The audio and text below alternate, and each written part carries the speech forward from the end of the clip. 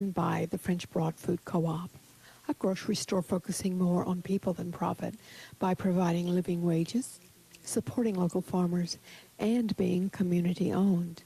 Citizens have a voice in how the co-op functions. Everyone can shop, and anyone can join.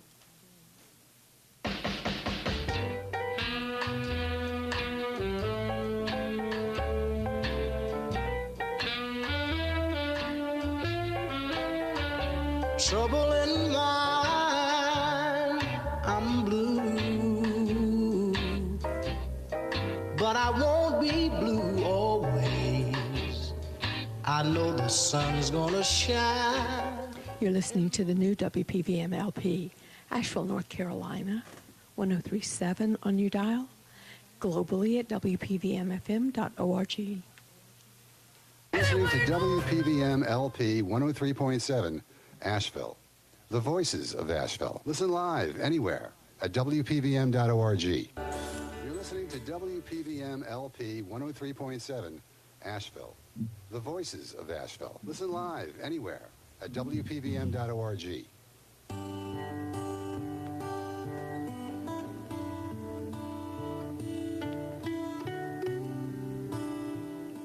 Good morning. You're listening to the BLAINESWORLD show, heard each Wednesday here on the new WPVM LP in Asheville, North Carolina. You can also listen online at www.wpvmfm.org, and you can also watch us, hopefully, on Facebook Live. I'm your host, Blaine Greenfield, and each week we focus on the Asheville theater scene, as well as positive news and information about people and organizations in the Asheville area. And toward that end, it's my pleasure to introduce my first guest, Elle Erickson. Welcome, Elle. Thank you. Hi. Glad to be here. Okay, and I think we're okay on the volume. And I should mention to our listeners that Elle Erickson calls herself the Booth Fairy, and she has an organization which we're going to learn about called the Booth Fairy Project. I have to tell you, Elle, I just love that title. How did you get to become the Booth Fairy? Okay, so I love this story. Basically, kind of how it began is about 5 years ago, I decided to travel out west and attend a gathering, Burning Man. I don't know if you've ever heard of it, but it's quite popular these days. And I was out there, and there was an art installation out in the middle of the desert, right? And there's this free advice booth just sitting there. No one's running it. No one's attending it. So I just step up and sit behind the booth, and voila, I'm all of a sudden I'm this advice giver, right? So I just, something clicked in me that day, and I just fell in love with the whole concept. I sat behind the booth, and people came up. We had these beautiful exchanges. And when I got back here to Asheville, I couldn't shake that. I said, I need this in my life. And I had a carpenter friend, a buddy of mine, built me my own booth out of wood. I mean, it's a beautiful structure that folds up and fits in the back of my little Toyota, and I can go around. And so I started popping up with this thing, setting up, got my full menu, and I'm out there. I'm not making any money doing this, no tips even. I'm just out, connecting with people, and I just got so much joy out of it. I kept doing it, and eventually I just kind of named myself, the Booth Fairy, like the Tooth Fairy. It's kind of. And so the kind of advice you give me some examples of the kind of advice. I work with people of all ages. So, a lot of times it can be silly, and that's kind of how I work. I work through being humorous and funny and silly, and it kind of gets people's guards down, and makes you much more approachable. But, for instance, I was at Leaf Festival all last weekend, and I work with a lot of children, and I'm somebody that they feel like they can trust, and I'm not a parent, I'm not a teacher. They can come up to me and just connect and talk to me. And a lot of them were coming up with, like, I'm getting bullied at school and, all these problems. And so we really connected, and I helped out a lot of kids, but I can, any age. It reminds me of, we were talking off the air of the Peanuts cartoon, and who was it, Lucy? And I guess she would just give advice. She charged a nickel. You don't even charge anything. Right. Don't even charge anything, no. Yeah. So people come up to you. We'll talk about kids. We'll talk about adults. Maybe I'll ask you for some advice here. Put you on the spot. But give me an example of a question a kid would ask you. Or about bullying. I'll do a mini role play here. Yeah. So Tooth Fairy, and do they call you Tooth Fairy? The Booth Fairy? The Booth Fairy? Yeah, Yeah. yeah. They do. And I'm starting to get like recognized around town. So cool. It's cute, yeah. You should have a T-shirt or something I gotta on. get some merch for we, sure. We yeah. really should. Work on that. And we can sell the stuff as Right, well. right. So they say Booth Fairy. Booth Fairy, I'm getting bullied in school. What do you recommend I do? Geez. Well, what's really cool about what I do at the booth is, and I guess it's just from my life experience because I'm not trained, as a psychologist or anything like that, but I just have this knack for just opening up and allowing whatever answers to flow out of me. So it's definitely just improv, right? So I just never know what's going to happen. And for instance, with that, I mean, I'll say, okay, this is a real deal here. And I come around and I like kneel down and we get eye to eye and I really connect with them and I listen and I eye contact and I hear them, and a lot of times I'll go back and I'll talk about my past and what I dealt with and how I dealt with it and just give them some examples and some tools, tools to handle it better. So some of it's just practical sense or it's things they may have never thought about. Right. I imagine, especially with kids and probably with adults too, you get a good share of hugs after. Yeah, lots of hugs. I'm really lucky that that's actually part of my job, is to give hugs. So I'm blessed with that. Yeah, a lot of love. And I imagine too, it works with not just kids; it works with adults as well.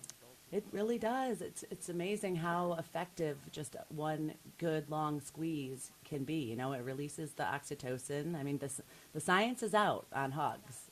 They really are healing, and everybody's not into the hug, and I totally respect that. So we do we give it a lot of high fives. That's the bridge to the hug. So whoever's not comfortable giving the hugs, we do the high fives. And part of what you do too, and I can imagine the success of it, is you must be a good listener also, are you? I am. I'm trying. Yes, I'm getting better and better at listening for sure. People just want to be heard. They want to be able to come down. Sometimes they just want to sit and unload and tell me their story and get a good hug, and then they're on their way. You also have a great smile, which helps as well, Thank though. you very much. And to encourage people as well.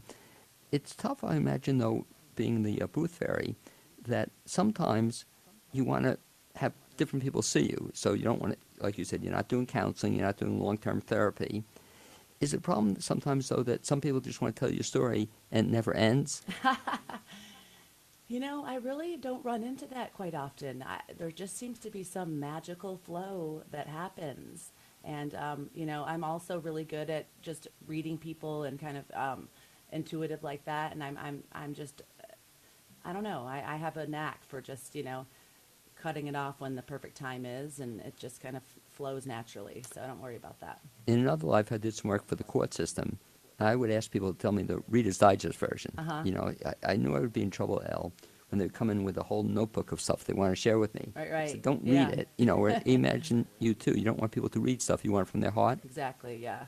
And that's what happens. Like when you put this booth out, it's kind of like a portal for human connection, and it's not just me. I'll leave. That's how I discovered it. Like somebody built it, put it out, and I came up and ran it. And that's what I do. I have a sign that, when I leave the booth, it says, hey, come up here, run this. Like, please step up, experience this. And I'll put you on the spot. I don't know if you could find it. Do you have a picture on your cell phone, or do you have a picture with you? Or it would have been. Okay, well, we'll refer at the end. We'll tell people how they can see it. Okay. But I would love to, see it. And so you leave it behind, and then do you eventually pick it up, or you? Yeah. Like I'll go on a break. I'll come back, have eaten lunch or something, and then there's, a group of people at the booth. So, it could be a 11-year-old kid running it, and then, or it could be, a 60-year-old man or whatever it is. It's fantastic. And people do take over? Oh, and then they don't want me to even come back. They're disappointed when they see me coming back. They said, I want to keep doing this. And then I have the little blueprint that I have printed out to give to them. I'm encouraging people to, create your own. It's probably tough for you then. I can just see somebody's there and then tell them to get the heck out of there. Well, they actually can stay, and we all that's what it's about. It's inclusive. And now, when you do this, and now you have me looking forward to seeing this in action sometime. And by the way, do you have a YouTube clip of this? You can find me at the Booth Fairy, yes, on YouTube. Which would be great to see in just action. started a page, When yeah. you're doing this, are other people hearing this or listening, or is it one-on-one? It's always different. Like sometimes there's a group of people. Teenagers love me. You know, they think I'm really cool. So they're a lot often you find me just with a group of teens. You can barely see me, and they're all listening. I'm really passionate about things that I've struggled with. Like I used to smoke cigarettes and drink alcohol and things like that, and I stopped these things. And so I'm really passionate about sharing some of these things with younger children, like in letting them know, like, hey, it's not cool to smoke and stuff like that. So it's really important. Can you help people stop smoking? I can. I used a book called The Easy Way. Have you heard of it? I bought 50 copies of it. I give it to everybody. Yes. By the guy who smoked, he used to smoke 5 packs of cigarettes a day. And unbelievable. Yeah, Right. that's how I quit. So is that cool? I share the book with everybody, and now I've been doing that for a few years, so I'm getting people coming back to the booth, like, oh, I met you a year ago. You showed me the book, and now I quit. And Is that cool? fantastic. I'll share a technique with you. You Okay. can see it on Facebook Live, and we can describe it. But I'll share one other thing you can use if you don't use it already. But if somebody says they want to quit smoking, you have people tell you that? Mm-hmm. Okay, I ask them to do something. Okay. I'm going to ask you to do it. I'm going to put you on the spot. Again, Facebook Live can probably see this. But I'm going to take my pen. Okay, I'm going to drop the pen in front of you. Okay. Okay, so it's in front of you. Now I'd like you to do something for me. Could you do me a favor? Could you try to pick up that pen? And you didn't do what I asked you. What did I ask you to do? To try. And that shows everybody that when they tell me they've tried to quit smoking, or I can see you doing this with kids. Wouldn't that be a great thing to show them? Well, that's not what the booth fairy asked you. Right. She asked you to try, and that's why people fail, I believe, in most anything they do. They want to try to quit smoking, they're not going to do it. They want to try to stop drinking, they can't do it. But if they do it, Right. you know.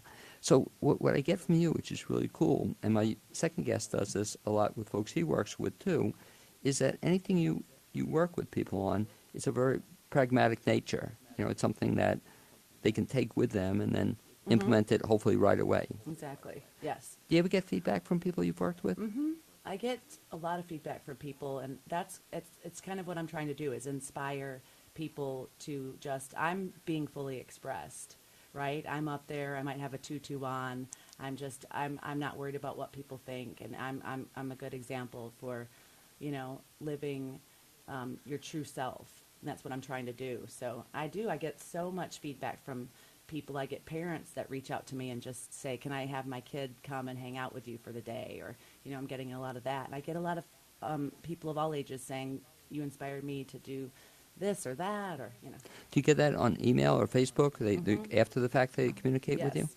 I have a list that I put together, too, of, like, my favorite TED Talks and documentaries that have influenced me and books that I love. So I have things to give them as they walk away, you know, like, check this out. You know, you like me, you like what I'm all about, maybe you want to look at this stuff.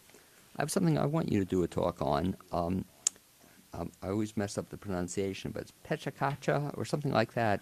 I've heard of this. Yeah, and remind me, I'll give you the Okay. information that I just gave a talk, and you have to do 20 slides, 20 seconds each, 6 minutes and 40 seconds, but yours would be a great story to tell. I could do it, yeah. You know, I could see eventually a TED Yes. Talk. I could see Yes. eventually other stuff as well. I could also see you, like, do you ever set up the booth on your own without just on the street or something? Oh, yeah. I'm working on getting a smaller version, too, to put out on the sidewalk so I can busk easy. I tried to do it last summer here, and the police came and Did they? Why sent so? me away because it was too big. My booth was a Oh, little is bit that it? too, yeah, it wasn't in compliance with the rules of the busking. Because I'd love to see you in terms of, I think one guy reminds me of another guy I've seen too, but one guy is the 60-second poet. Have you Right. seen him? Yes. Another guy was a 60-second novelist. But you're I just love the name, you're the booth fairy. Right. And people could come up to you, I would think it'd be great. So you haven't done that yet as a busking? Not in that way, no, not necessarily. But I mean, I've gone into bars and, you know, parties and festivals, and I mean, anywhere I can go, anywhere that'll take me, for sure. Schools. And you just mentioned you were at Leaf. Mm-hmm. Yeah. So I do that And twice a year. What was the response there? Oh, they love me there. It's so wonderful. Oh, the booth fairy's back, and you know, there was some deep moments. Some tears were shed. We just had the silliest time. I mean, it's just all over the place. It's just improv. I never know what's going to happen.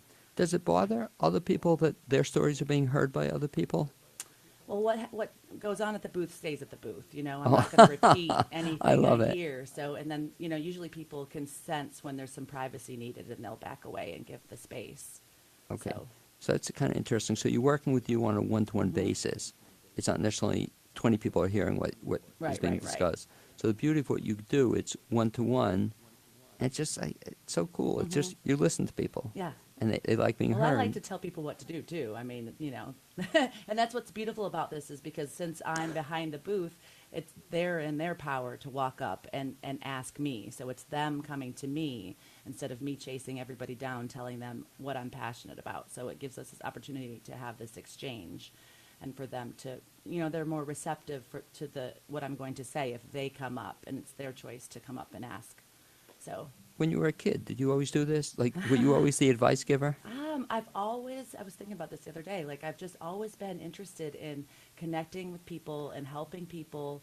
Like I remember when I was young, maybe 10 or 12, writing a letter to the city I lived in and suggesting that we do like the Random Acts of Kindness Pay It Forward week. And I just was always active with trying to make the world better and volunteering. I've been volunteering at senior centers and with different organizations for years.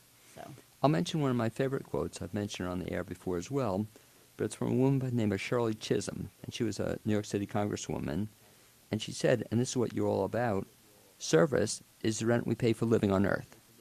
I like that. We're here to help other people. Yeah.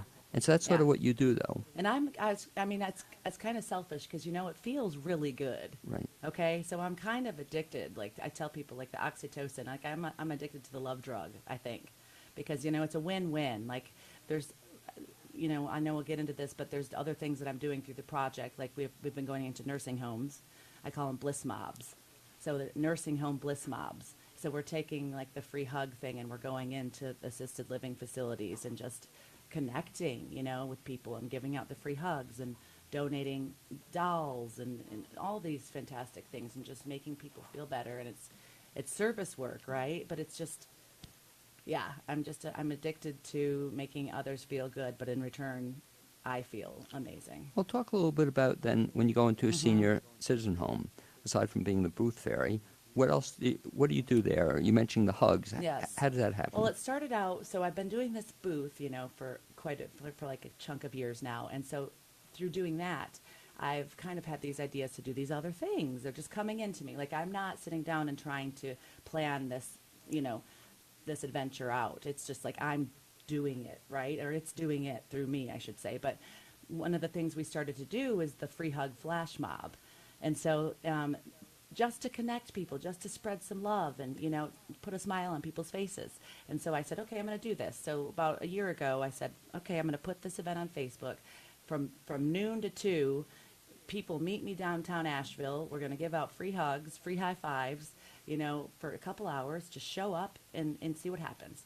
And so that's what we did, and people showed up. And I had my megaphone, and,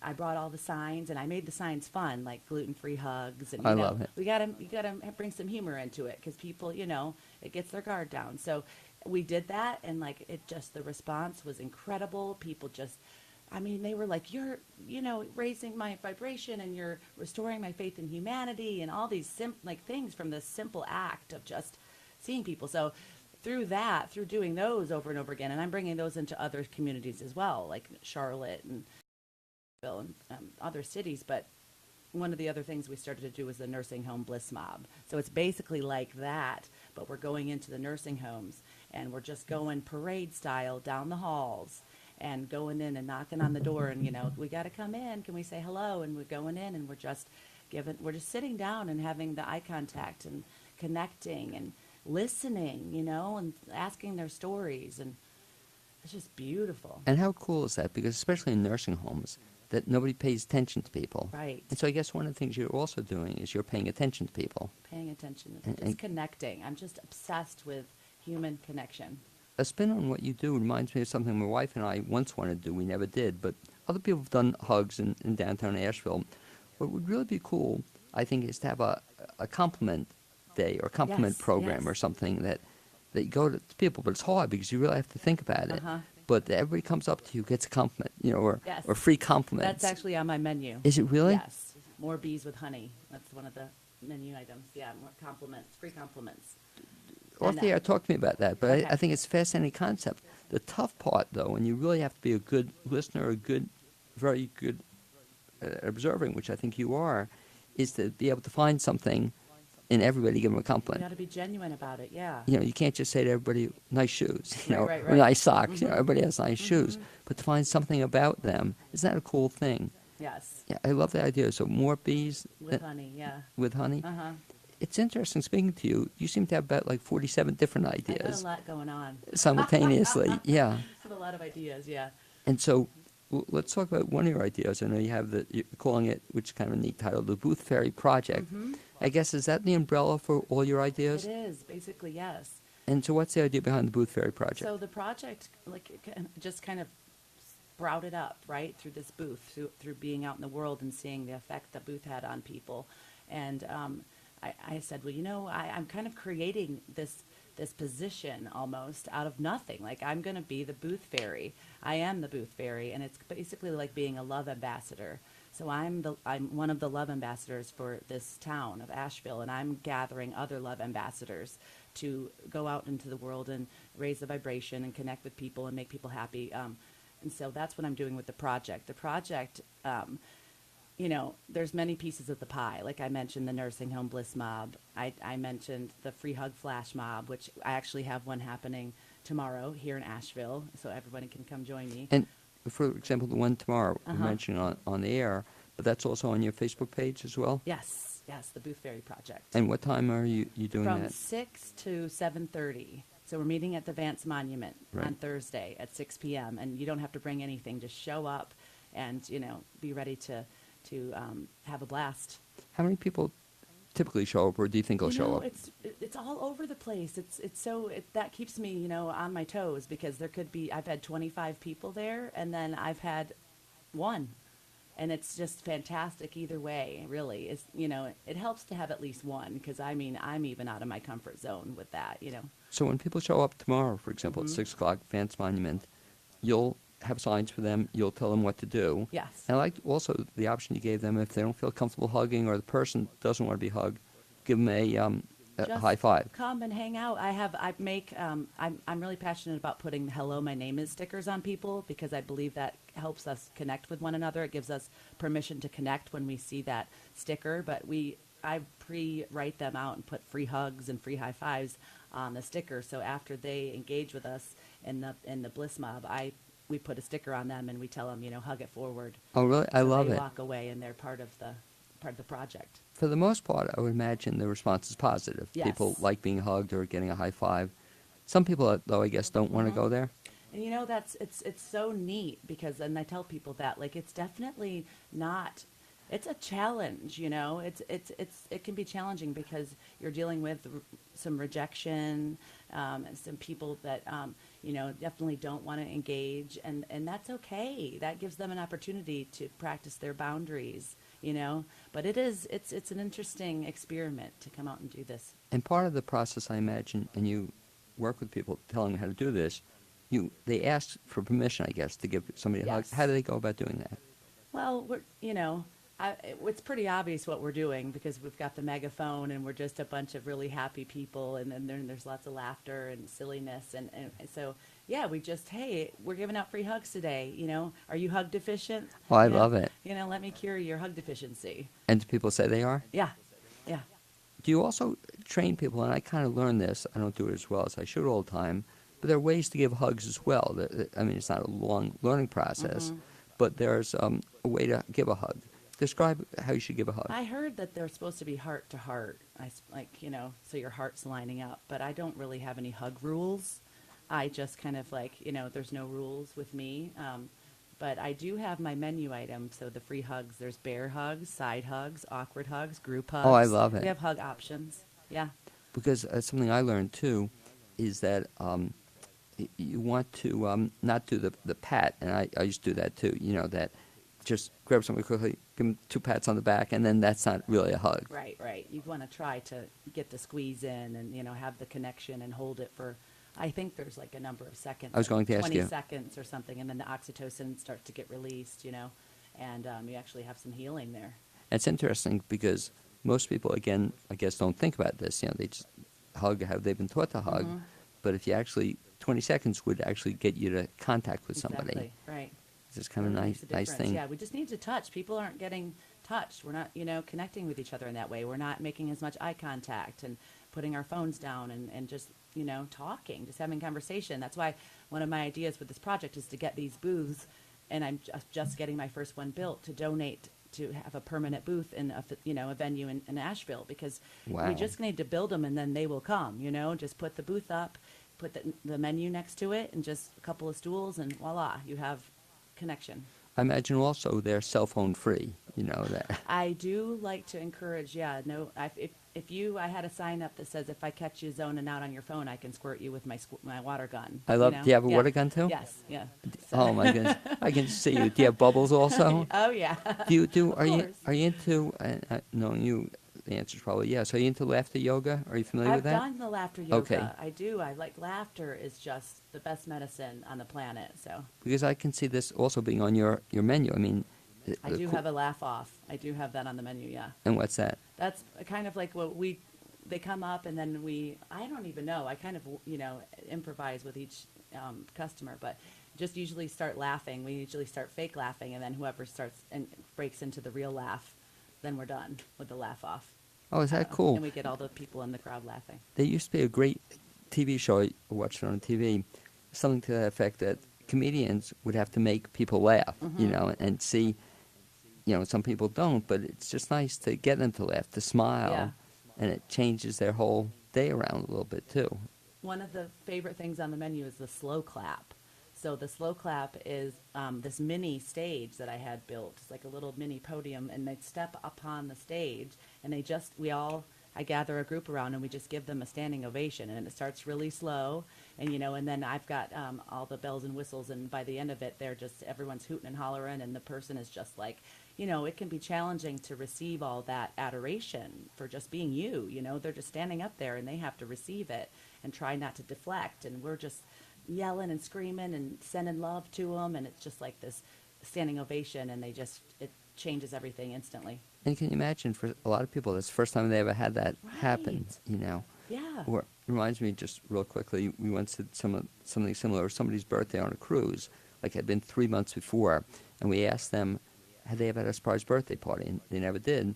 So I spoke to the waiter on the side, and he brought a cake out, Wow. singing happy birthday. Mm-hmm. And it wasn't her birthday, but she had never had somebody do that for her. Wow. But I guess what you do, a lot of it, is doing things that people have never experienced in their life. You have. I want to create opportunities for people to engage with other people and for service work, and I'm trying to make it look cool and have fun while doing it. Like we have one of the things that we do is called Clash for Trash. By the way, I love these titles, too. Thank What's you. So basically, it's like we're picking up trash. We come down, meet downtown Asheville. Right. We got 2 hours, and it's a drop-in. You don't have to stay the whole 2 hours, but you probably want to because it's fun. So you show up, you wear a clashing outfit, because who doesn't want to wear clashing outfits? How cool is right? that? Yeah. And then I have the music. I have my music with us, and we make it fun. We kind of dance through town and pick up trash. So I'm trying to create these events and show people, like, come and try it. You're going to feel so good. You're going to want to keep doing this. It's a win-win. So let's talk a little bit, as we close here, about the Booth Fairy Project. Okay. So what I'm hearing you say is that kind of all these ideas, putting them as part of the Booth Fairy Project, and which is nice. You're inviting the public, listeners, whomever, to get involved in the Booth Fairy Project. And how do they get involved in it? They can get involved by, obviously looking on my Facebook and my website and everything, and finding out when the events are, and actually coming and participating in this project. Everybody's welcome. They can follow me along online and watch. I put a lot of videos out, a lot of clips, a lot of inspiration for them to watch and see. And my intention is for this to spread, kind of like a love chain. Like there's no reason why we don't have free hug flash mobs in every city, at least once a month, So let's say, hey, I'm going to be that example, and I'm not going to say I'm going to organize every single one, but my intention is to be a big enough, voice out there that I can say, hey, this Friday I'm doing a free hug flash mob in Asheville. Who else wants to lead one in their town? So get people involved. I'm also doing the Patreon, which is a crowdfunding platform for people that want to subscribe to that and support this. My goal is to be a full-time professional fairy, So. Because what I find incredible about this is, up till now, you're not getting paid for any of this for the Right. most part. I wouldn't even I went for, years at this booth and people were trying to tip me and I was like, no, no, no, no, no, wouldn't take their money because I was worried that it would interfere with the magic of the interaction, and finally I've just realized oh my gosh, okay, I need to eat and I need to, I have a job too, but I was just going to ask you. yes, but I'm trying to transition into this being my sole, purpose in life, and so that's why I'm doing the Patreon. And so to repeat it again, best bet to find out about this effort you're doing, also the Booth Fairy Project, best bet is to go where? You can go to the booth, www.boothfairy.me. M-E. Okay, and so they can find you there, and they can also find you on Facebook. On Facebook, I'm the Booth Fairy Project, correct. Okay. Well, Yes. Ella, I'd like to thank you for being our guest this first half hour, also putting a smile on my face. It's Yeah. just to see you, it's just to listen to you, is to be inspired. So thank you very much. I'm so glad to be here. This was a blast. Okay, we'll look forward to seeing you around in town. Thank you so much. As Ella works her way out, I'd like to just talk about some upcoming theater productions that will be happening in the Asheville area. And the first is the Twin Leaf Singer-Songwriter Showcase Series, and that'll be this Friday at 7 p.m. at Twin Leaf Brewery. And it's featuring a good friend of mine, Bob Zuzu Welsh, who's been playing guitar since the 1970s, performing as both a solo artist and as a member of a number of bands doing everything from traditional mountain music to hard-edged rock and roll. And also he'll be joined by Keel Nathan Smith. In addition, Asheville Community Theater is having a costume sale this coming Saturday from 10 a.m. to 2 p.m. at Asheville Community Theater. And to tell you about it, ACT has rated our giant closets to bring out an eclectic selection of clothing you won't find anywhere else. There's no telling what treasures you'll find. Past sales have included vintage band uniforms, hats expecting to be made into Easter bonnets, funky sequined formal wear, and so much more. Again, this Saturday, 10 a.m. to 2 p.m. at Asheville Community Theater. It's next my pleasure to introduce my second guest of the BLAINESWORLD show this week, and he is Marvin Sadowski. Welcome aboard, Marvin. Yeah, thank you. Glad to be here. You want to come up just a little bit closer to the mic? That'd be great. And I should mention that Marvin is a sought-after speaker and seminar facilitator specializing in human behavior and subconscious strategies. His consulting practice best known for helping clients reach their highest potential. And Marvin, I've known for several years since being here in Asheville, just one of the many things he does. You name it, Marvin has perhaps done it sometime in your life. I mean, you've had an amazing life when you think about it, have you? Yeah, when I think back, it has been pretty amazing. In fact, some of the things I don't even want to talk about. Okay. Yeah. And some of the things I force you to talk Yeah, some of the about. things you've- And course. I just love speaking to Marvin, that I'm always going to hear another story. And one of the things we're going to talk about today is some of his stories as a child. And he just completed, which I think is a fantastic book. I'll show it to our Facebook viewers at least. It's called The Bullied, Fat, Stuttering Kid. And this copy I have, this is not you. Is that correct, It's Marvin? not me, no. Right, but the other editions have a picture of you? The new edition does. yeah. Okay, and it shows you as a little big fat stuttering kid? Well, actually, I'm not stuttering on the picture, fortunately, but it does show me. I think I was about 7 or 8 years old, and you could tell that I was on my way to eating more. Eating more. One of the things you were aspiring to. Yeah, yeah. I love this picture. Again, I'll show it if the people on Facebook Live can see it. But it's in the dedication, one of my favorite photos. That's me, 6 years old, my sister, 7 years old. And you were a little chubby back then, too. Yeah, I was pretty chubby, yeah. Okay. So you liked to eat as a kid? I thought it was something that you needed to do at least 4, 5, 6, 7 times a day. Well, you would tell me when you were a kid also you worked with your dad at the racetrack. Yeah. And you would tell me you'd have like 2 breakfasts every day? Well, you know, the track kitchen opened when we trained thoroughbreds. So the track kitchen opened at 4 o'clock. And we'd feed our horses at 4 in the morning before training. And then I had to go eat breakfast. We'd start training the horses at 6, finish about 9:30, 10 o'clock, and then I'd go eat my second breakfast. And normally the first breakfast was like, I don't know, a dozen pancakes. Second, I'm serious. The second a lot of syrup also. Second breakfast, was I'd have 2 or 3, 4 eggs, 5 maybe, some bacon and toast. Yeah, it was great. I loved it. Yeah. Okay, so love to eat. Yeah. And so when you were a kid, what made you realize that maybe this wasn't the way to go? In other words, you were a kid, we're still kids, but Yeah. to a certain age, you were eating a lot, you were being bullied also? Yeah, well, what happened as you go to school, some of the kids, and we've all experienced this in some way or other, find some type of weakness and they bully you. Some kids actually bully you. I realize now, and I started to realize then, that they had their own challenges, so they would, they would take it out on someone else, not for themselves, of course, the emotion. So anyway, I don't want to make excuses for them. That's just the way it is. There's still a lot of bullying going on. And they started picking on me because I was a fat kid. And basically they would, there was a group of them that used to beat me up almost every day, use me as a punching bag.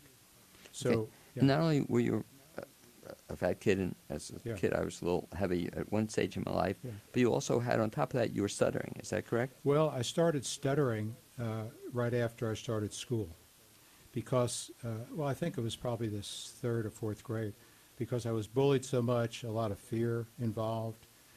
I was beat up a lot. I was hiding a lot from these kids. It got so that I couldn't really speak. So I guess that was another way of expressing the tremendous internal stress that I had by stuttering. Couldn't talk. So I guess you had kind of a tough childhood in some respects. You're being Yeah. bullied, you're a heavy kid. This was going on for most of your young childhood, certainly from school till what age did you all of a sudden realize that, hey, maybe there's a way to do things differently? Well, I never really thought about that. I thought that this is the way it was. If I'm recalling my memory correctly, when I was about 13 years old, going to the track one morning, and I tell the story in the book, I just had this inspiration. I was kind of asleep, and something woke me up. And when I woke up and looked out the window, I saw this neon sign. We were passing through a town, right?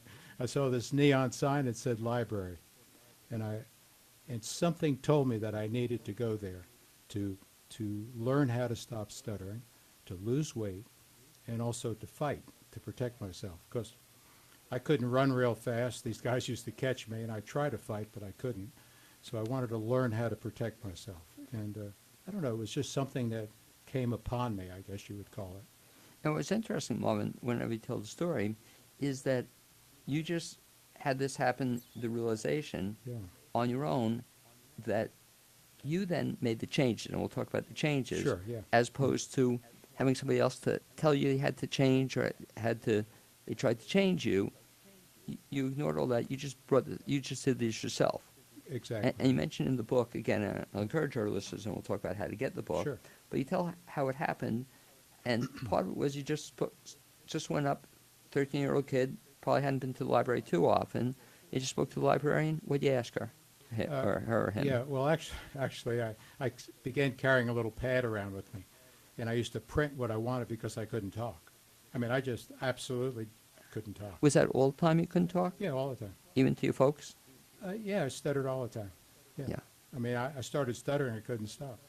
And I don't think there was a time that I couldn't stutter during that period. So I carried this pad around with me, and I would print what I wanted, show it to people. Print what I wanted, show it to people. I tried to say something, and I couldn't say it. I'd print it, show it to people. And they'd answer me, and I'd either nod. I got really good at nodding. Yeah, yes or no, I figured it. So what'd you put down? When I went to the library, I put down, I want a book on fighting, losing weight, and stuttering. And so she showed me where I could find books on karate and jiu-jitsu and kempo and all those others. And then where I could find a book on counting calories. But she said she can't think of a book on stuttering. She said, but she showed me where the aisle was, the S aisle. And I said, well, thank you, in the pad. So then I went and picked up these books. I found 3 books on fighting. I found 1 book on counting calories, and then I went to the S aisle. So I'm looking down the S aisle for stuttering, and I can't find anything. And I looked in one of the aisles up pretty high. There was a book sticking out, and it was like calling me. You know, have you ever had those things happen in your life, where things were just sort of calling you? And I saw this book sticking out, and I go, well, that must be it. I couldn't reach it, so I asked I wrote down, can I have something to stand on? And she showed me where a little stool was, and I went and got it, stood up on it. And I could just about reach this book. But right with the tip of my finger, I flicked the end of the book, and it fell out and fell on the floor. And so I climbed. You know, I couldn't jump very high. I was like... Well, the weight. Yeah, the weight. I guess I kind of could get off my toes a little bit. I guess I could jump about an inch and a half. Anyway, you know, I had about a 42-inch waist. I weighed over 200 pounds. And I was, you know, a wobbling kind of kid. Anyway, I looked at the book, and I picked it up where it opened it up, and it had starters. It was a page on starters, which was this. And I'm thinking, well, you know, that makes sense, because I want to start talking. So starters, I started to read it.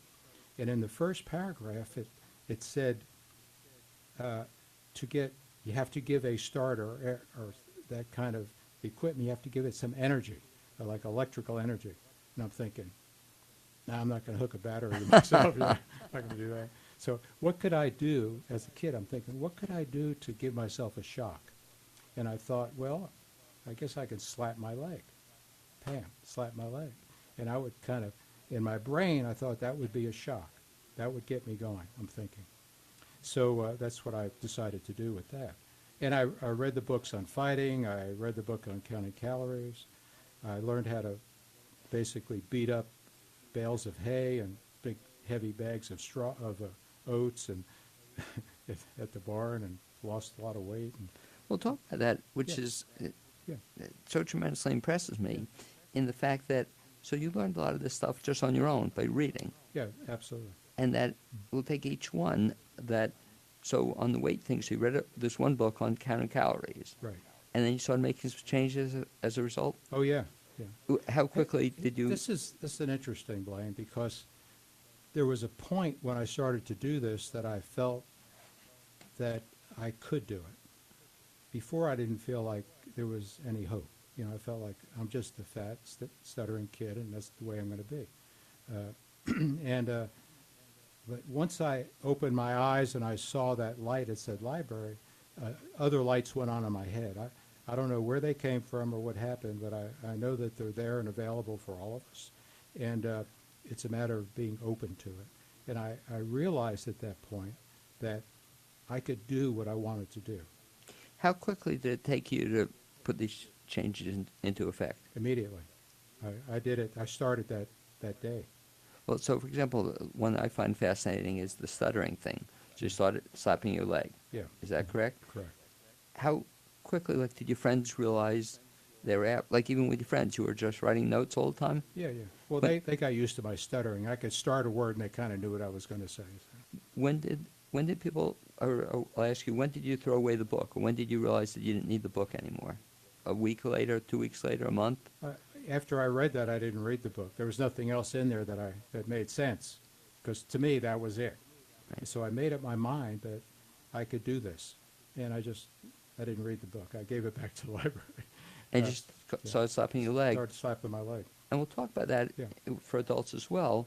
But within a week or two, you were talking regularly? No, it took almost a month and a half. First of all, I'd slap my leg and I could start talking. I could get 1 or 2 or 3 words out, and then I'd start stuttering again. Then I'd slap my leg again, and I'd continue, and I'd slap my leg again. I may have, probably slap my leg 15 or 20 times to get a conversation out. And then it would only be like 10 times. And then a week later, it would be like 3 times. And finally, like my leg was getting red. I was writing, starting to beat my leg up pretty good. And I realized that I didn't have to slap it. All I had to do was just touch my leg. And in my brain, and what I thought is that that's the same thing. And then about a week after that, I realized that all I had to do the same thing was just think about it. Think about slapping my leg before I started talking. And then I don't know what happened. I forgot about all of it. I just started talking. By the end of the summer, I was, And since then, you haven't shut up. You know, it's just yeah, no one can stop me anymore. You know, someone asks me a question, like I'm going like crazy, right? well, you know, it's also what impressed me about this whole story is that not only were you doing that with stuttering, but at the same time you were making two pretty big other changes, and we'll talk Yes. about those as Yes. well. Mhm. You also changed your whole diet and eating Yes. around, Mhm. and just from reading that one book, and Yeah, well, it's about making up your mind to do something. And I realized that that my feelings, I guess, were coming out of my food. I realized there was a connection. And so I decided I really, if I'm going to do this, I've got to make up my mind to do it, and I did. So I went on like about 800, 900 calories. I didn't eat any more. I think I ate one pancake instead of a dozen, but I counted the calories. And I lost like 40 pounds that summer. It was unbelievable. I mean, and what was unbelievable too, also about the fact that at the same time you were losing weight, you were also again doing the exercise as well. You were bulking up or changing, and that part I find kind of cool too. Yeah. That just by reading some books, you were able to figure out what you had to do to defend yourself. Yeah, well, there were pictures in the books too, which helped for. But yeah, I did. I just made believe these big bales of hay and these big bags of straw were people, and I would, do the exercises, the throws and the punches and whatever that I was learning in the book, and it got so that there isn't one bag of oats or bale of hay that could beat me. No, I was good. I was good. Do you still do it to this day? You still take it out on Well, bales? I'd rather do bales of hay than people, but yeah, no, I don't do that anymore. And how do you know it worked? Then, like when you got back to school, I all of a didn't know. Yeah, exactly. So how do you find out that it could work? Well, it gave me confidence that because I was bulking up pretty good, I just knew that I could do it. And you want me to tell you what Well, happened? yeah, if you would, please. So, It's a great story. the first day of school, we were then to get on a bus to go to school. And I get on this bus, and the first guy in the second seat of the bus was one of the main bullies that used to beat the stew out of me every day. He just slapped me around and punched me like all over. Sort of like Anna Marie, Yeah, no, you're right. his wife. No, she Well, doesn't do it. I welcome that because it's, sparring with her is fun. You know what I Okay. mean? Yeah, okay. And we don't spar. So I did try to teach her karate one time because I do have a black belt in Shotokai karate. And I was teaching her karate, and then we were finished. And I bowed, I was walking away, and I could see out of the corner of my eye that she was going to kick. And I stuck my hand down to block it, and she broke it. You see that? Broken thumb. Is that really? Yeah, really. And she didn't mean to. She was just going to play. So I don't do karate anymore. I just take Anna Marie with me. Okay. Wherever I go, we're good. So anyway, I get on this bus, and the first guy that I run into, he stands up. And he says, you lost some weight, but you're still my punching bag. He was like going to punch me. And that was a big mistake. So he threw a punch at me, and I ducked, and I grabbed him, and I threw him like a big bale of on the floor, hay on the floor, pretty hard. And it was a shock to him, and he was laying there, and I went over to him again, and I picked him up. He was big guy. I mean, I thought he was like 10 foot tall, but he's, Anyway, I picked him up, and I threw him again over my shoulder, over a couple of seats, and he started crying on the floor. Now, this is what's interesting. His two buddies that used to like join in and punch me, they turned around and started looking out the window. They made believe they didn't see anything. So that was my first few minutes getting on the bus going to high school. That must have been a great moment for you. It felt great. I went and sat down. The bus driver even thanked me. Oh, really? I mean, he shouldn't have, but he thanked me. He said, that kid's been bullying everybody that got on the bus. Do you think that stopped his bullying? For a little while. He wanted to fight me again in school a couple of weeks later. So he had everybody meet at the gym in the morning. and they told me that he's waiting for me in the gym to fight me, and that lasted about 30 seconds. That was another thing he shouldn't have done. Oh, really? Yeah. And so after this, after you read that book, nobody messed with you? Well, no, they didn't, because I wasn't, I wasn't the kind of guy you'd want to mess with.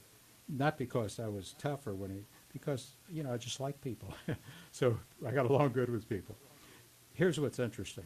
This bully, who was a menace to most kids, turned out to be the nicest guy. He and I became really good friends, and we were buddies through the rest of the high school. He totally changed. He did. The reason I enjoy your story so much, Marvin, is that even though it happened to you as a kid, Yeah. 13, and in a relatively short period of time, you made this change. Right, Read some sure. books, applied the stuff, did it yourself. Also, in terms of people making a change, and you're maybe kind of a very interesting exception, most people will strive to change one thing in their life at a time. Yeah. You changed 3 pretty major things in your life at one time. Yeah. Is that harder or easier? If you're going to make a change, should you go to change everything at once, or should you just change one thing at a time? It depends what your priorities are, but I would think it would be easier to do one thing at a time, especially now as I get older. I would think that. I didn't notice that it was difficult. Here's the thing, Blaine. When you make up your mind to do something and you turn it over to whatever it is that really runs our life, and ask for that kind of power to do it, power, not force. We're talking about power, which is a positive thing.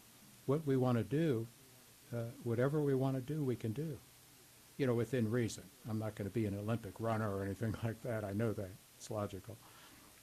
So whatever we choose to do, we're capable of doing. Now, I will admit that sometimes I overextend myself, and it's important to know that when you do that, it's time to back off a little bit, because you're putting too much pressure on yourself. Go ahead. Well, let's talk a little bit about the point, almost fast-forwarding to now or Yeah, to sure. other listeners as well, that one of the cool things about the book, too, is that you'll hear Marvin's story, but then the second part of it I think is really good. I'm trying to think what we called the second part, called Food for Thought. Yeah, food for And thought. so what's great about that is that the first part is great for kids to listen to and read if they want, or Sure. parents to read it to them. The second part of the book sort of talks about ways people can apply some of this stuff and Right. gets you thinking about it. And let's talk about applying it as an adult. In Sure. other words, can people take the lessons, not only from the book, but from working with Marvin Sadowski, and apply it to any stage in their life? Absolutely. And can it be done, let me ask you this, can it be done relatively quickly, or is it going to take years and years to get what you want? That's up to the individual, and you can get it done as fast as your belief system will allow you to do it. And I believe you can get it done quickly, whatever it may be. Even, health, physical fitness, whatever it is, if you focus on the solution as opposed to the problem and begin to work that solution, you'll notice that things change quickly. Some may take a little more time. If it's a physical activity or an illness or whatever, it may take a little more time, because the body does need time to go through the healing process. Yet, if it's a behavioral shift, you can do that immediately. Now let's It's talk up to about you. the behavioral shift, Yeah. because I know, in addition to a lot of other things Yeah. you've done and have done, you're also a practitioner in NLP, and we'll talk about Sure. NLP, and also, I didn't know that until recently, you're also a hypnotherapist, or you Yes, do mhm, some sure. hypnosis. Describe, by the way, what is NLP, Neuro-linguistic programming. and what is it? It's basically a body of science, which is based on a number of other psychology, education. It's based on a number of sciences and practices. And it was put together as a form of recognizing and how to utilize how the human being operates and works, subconscious processes. It's really quite a bit of it was based on Milton Erickson's work, who was one of the, I think, most well-known hypnotherapists in the world. He died in 81 or 82. And a lot of what he did is part of neuro-linguistic programming. It's actually reprogramming, recognizing and reprogramming, capability of reprogramming your behavior patterns, your brain. functions. I know you've helped people with this as well. Sure. In terms Oh, a of lot, yeah. not just kids, but adults you've Oh, worked yeah, with mostly too. adults, yeah. And again, what I've admired from some of the stories I've heard is this is not long-term therapy. This is not going to take them years and No, years of no. analyzing themselves. You just work with people. I'm trying to think of the example you gave me the other day, that somebody has something they want to work with. They tell you, and you can help them get Yeah. what was. We can change almost immediately by reprogramming the processes of what's going on in our head. What we think is the what we think is the truth, because most of it is someone else's illusion. If we look at all the behavior and all of the belief systems we have, it's basically a foundation of what people have taught us over the years, which may not be true. It's their perception of truth. I'm trying to think of the example you mentioned. You were mentioning that you were working with somebody and had a problem, and you were able to help them get past the problem in a very short period There of time. wasn't actually it was interesting. There was a fellow that was referred to me. He was That the chief was one, financial yeah. officer of a company who stuttered. That was it. Yeah. Who stuttered. And how they knew that I did any work in stuttering, or I don't think they did. They just knew that I did some change work for people. He stuttered, and it was always a problem for him when he was doing a presentation to the board. He could hardly get his. So anyway, he came by, and I worked with him for about an hour, and he left and didn't stutter any longer. And it seemed to work really well with him. What I did is I took that piece in his brain that he thought was real, and that stopped him from speaking, which what I would call an emotional block of some kind, which stopped him from speaking. He didn't have any kind of physical disability.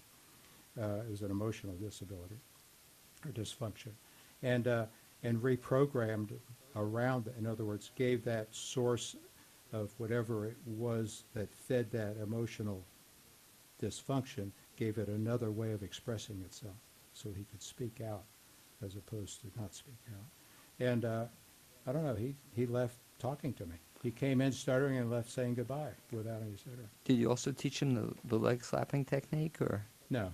Nothing? We didn't do it. We did a little hypnotic process for him, and a reprogramming process. Okay. And so the point is, I guess, if people want to change, Yeah. they can, but that's the key. They have to want to change. Well, that is the key. What stops us is our belief systems, number one, and a willingness to take a step forward, as opposed to looking behind and stepping back, stepping forward. Very important. Marvin, one of the things, too, that continually amazes me about you is the fact that you're always seeming to do something different. I'm trying to think out loud how many different careers you've had. Yeah. Well, kind of like you, Blaine. Well, you're doing a lot doing of stuff. things different, but you certainly do in terms of even career moves. Yeah. And you've had, I don't know how many careers, but it seems you've had a bunch of things you've done in your life. Yeah, I have. Yes. And what's cool, I think, is now what you've done in Nashville, you now all of a sudden are now becoming a real estate, a builder and a investor. What got you into that whole field? Well, I've been building and broker as a broker, real estate broker, and building for 42 years. But it was a hobby before, because my main business was my consulting business, and so I had this change. I want to be home more often with Anna Marie and our cats and our friends, as opposed to on the road traveling all the time. And so I was thinking, what can I do to do that? And woke up one morning and realized real estate. I love real estate, and I love building. And Anna Marie actually was a big influence in doing that. So I shifted, and it took about, I don't know, a couple of weeks for me to just begin to look into it in a deeper way and start the building process. So far, this last year and a half, I've built like 8 houses. I have 3 under construction now. And not only that, I was also, I thought it was really cool that you then went to school, or you do it yourself, and you got a General contractor. general contractor. Yeah, a friend of mine, the other states I've been in, I didn't require it. If I owned it, I didn't have to require a general contracting license. In this state, you have to, if you build over $30,000 in construction, you have to have a general contractor. And I had a friend of mine sign as a general contractor for me on a number of houses, and I realized well, I just need to go get a general contractor's license. Truthfully, it was the toughest test I've ever taken in my life. And I have to admit this, I failed it the first time. I missed passing it by one question. So the second time I studied about 40 hours and passed it. And here I am, a general contractor. And if any of our listeners want to get in touch with you, Marvin, either for help in building properties or to find out how to stop stuttering or to find the book, which is available on Amazon. Yeah, just go to Amazon and type in my name or type in the title of the book, and I have about 5 or 6 books on this. So. And to contact you, Marvin, what would be the other way to contact you? The best way to get me is either is my email, ms@msadovsky.com. I'd like to thank you, Marvin, for being our guest the second half hour on the Blaine's World Show. Also thanking Amy Prisnash, my producer, and Zuzu Welsh, who heard this music you're listening to now. See you next week. LP 103.7, Asheville. The voices of Asheville. Listen live anywhere at WPVM.org. Dig this. The Beatles. Music is the whole thing, man. It's an expression of the younger generation. This is our generation, man. It's true. It's unlike anything I can think of in the history of all music. From Hunt & Tech Media, Asheville, North Carolina, this is Dig, an excavation deep into the pop music of the 1960s, from the icons to the obscurities. I'm Kim Clark, and here's some of what I'm going to play for you this hour. A 1967 solo single by Jeff Beck. The original versions of the iconic songs Respect and Shakin' All Over, plus records by The Music Explosion, Pentangle, The Creation, The Monkees, Garage Band 45s, and lots more on Dig.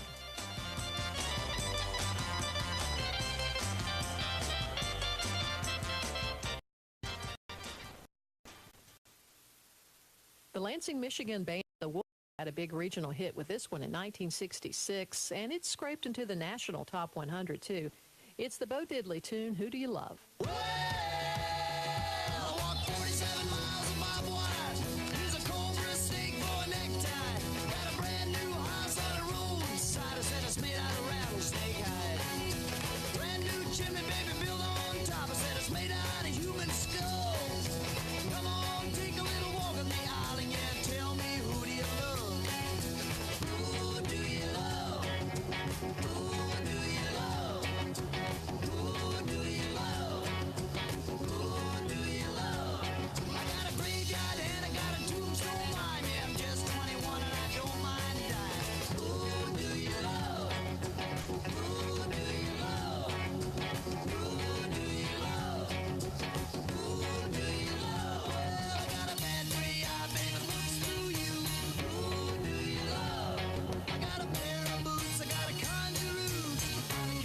For a girl.